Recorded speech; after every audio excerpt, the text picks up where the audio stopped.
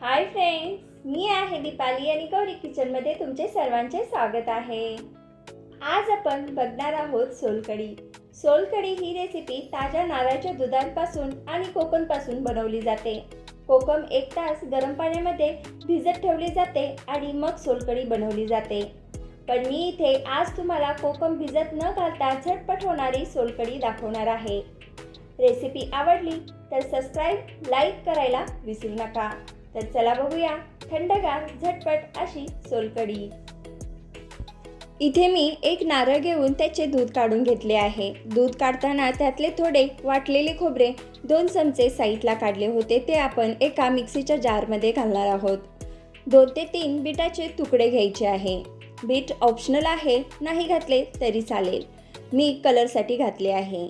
इथे मी 2 चमचे जिरे घेतलेले आहे, 2 हिरवी मिरची, 4 लसूण पाकळ्या आणि 2 आल्याचे तुकडे ह्याचे वाटण करून घ्यायचे आहे।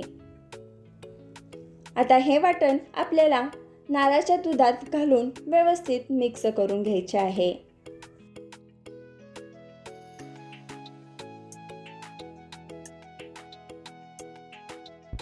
व्यवस्थित मिक्स झालेले आहे।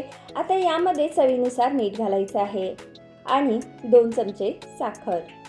आता यामध्ये मी टाकणार आहे कोकम आगळ। कोकम भिजत न घालता इथे मी बाजारात जो कोकम आगळ भेटतो तो वापरला आहे। हा कोकम आगळ सगळ्यांच्या घरी असतो। तुम्ही उन्हाळ्यामध्ये कधीही हा कोकम आगळ वापरून सोलकढी बनवू शकता आणि टेस्टमध्ये काहीही फरक नाही पडत। मस्त अशी सोलकढी तयार होते। आता ही सोलकढी आपण गाळून घेणार आहोत। पिठाच्या चाळणीने गाळून घ्यायचं आहे। दुधामध्ये जे वाटण घातले होते त्याचा पूर्ण अर्क काढून घ्यायचा आहे।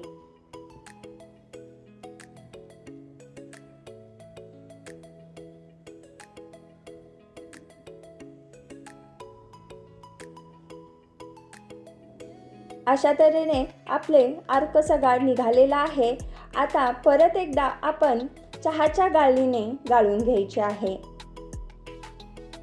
जे पण बारीक तुकडे असतील ते साईडला काढून घ्यायचे आहेत, जेणेकरून पिताना तोंडामध्ये नाही येणार।